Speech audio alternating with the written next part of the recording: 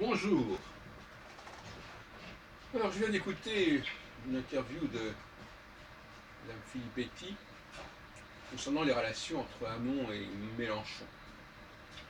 Et on entend à nouveau cet argument qui me paraît assez spécieux au vu des circonstances, à savoir que comme ils n'arrivent pas à s'entendre et à mettre en place une forme de ralliement, on va laisser les électeurs arbitrer.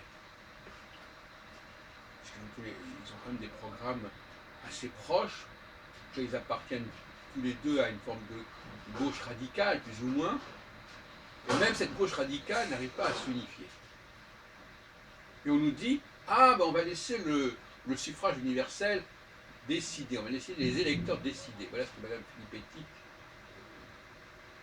déclare, et elle n'est pas la première à le dire, parce que Hamon lui-même l'avait dit il y a déjà pas mal de temps. Mais je pense qu'Hamon, il est quand même sur notre ligne de recherche, puisque quand il a proposé une alliance il n'y a pas très longtemps avec Mélenchon, il n'avait pas forcément dit qui se désisterait en faveur de qui. Dans une élection législative normale, c'est celui qui est en avance qui doit se retirer. Mais là, les avances, elles sont uniquement fondées sur les sondages. Alors, les sondages, on peut toujours les contester. Par conséquent, ces sondages, ils sont à la fois là et pas là, ils jouent et ils jouent pas. C'est assez énervant. On s'y réfère, en même temps on dit que c'est pas vraiment solide, ou certain, ou en tout cas on ne sait pas ce qui va se passer au dernier moment. Au bout du compte, ce que j'observe, c'est que au lieu de négocier, chacun attend d'avoir des résultats définitifs, mais quand ils auront ces résultats définitifs, il sera probablement trop tard. C'est assez comique. Donc il faudrait qu'ils choisissent. Soit ils s'entendent dès maintenant sur des possibilités, sur des approximations éventuellement, mais au moins d'être à peu près sûr de se mettre d'accord, soit ils attendent le dernier moment, et ça sera trop tard, et à ce moment-là, ils seront ni l'un ni l'autre au deuxième tour, ce qui leur prend au nez. Alors, si c'était des gens sérieux, ils négocieraient. D'ailleurs, Hamon a négocié avec Jagot, avec l'écologiste Jagot, des conditions particulières. Même Fillon, lui, a maintenant déclaré que son Premier ministre serait probablement, s'il était élu, François Baroin. Donc il y a quand même des ententes qui se font.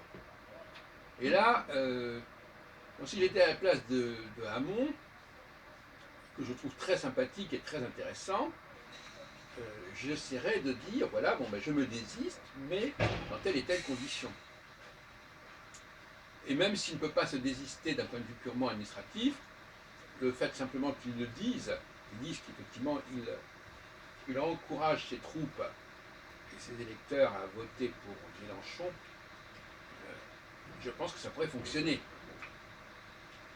Bon. Alors, est-ce que la Ve République fonctionne normalement? Est-ce qu'elle a des problèmes? Il me semble que, au vu de ce qui se passe actuellement, il aurait été plus sage d'avoir trois personnages qui restent en tête et pas deux. On s'aperçoit que deux, c'est trop difficile, surtout quand il y en a un des deux qui est Marine Le Pen. Donc moi, si j'avais été à la place de Hollande, socialiste, j'aurais pris la précaution de changer la Constitution sur ce point et de dire que les trois candidats arrivés en tête pourront être en compétition.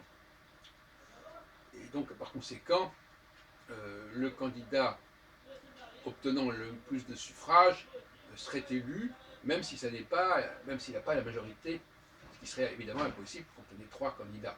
Et ça n'a pas été fait. On se retrouve dans des situations absolument ingérables. Et je trouve que Mme Filippetti parle de cela avec beaucoup trop de désinvolture et de légèreté, parce que on était un peu une sorte de poker menteur. Elle dit ben, les électeurs décideront. Mais c'est quoi cette idéologie de l'électeur qui décidera? Chacun décide dans son coin, personne ne connaît les résultats d'ensemble, puisqu'il n'y a pas de sondage avant enfin, le jour de l'élection, donc les gens ne peuvent pas se décider. Qu'est-ce que ça veut dire? Il y en a qui décideront d'aller dans le sens de Hamon, d'autres qui décideront d'aller dans le sens de Mélenchon. Donc finalement, au niveau global, personne ne décidera rien. On veut dire, le corps électoral ne va pas décider.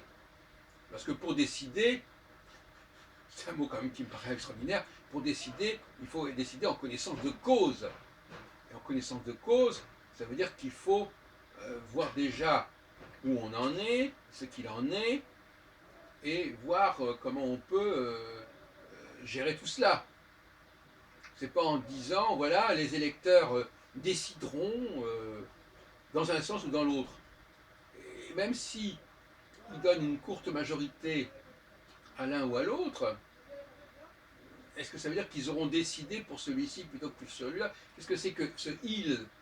Qu'est-ce que c'est que ce il qui va décider? C'est une abréviation, c'est une abstraction. De toute façon, si la décision de l'un par rapport à l'autre n'est pas suffisante pour que l'un des deux, le vainqueur des deux, soit retenu au deuxième tour, on sera bien avancé. Donc là, il y a quand même un comportement tout à fait irresponsable, et je le regrette.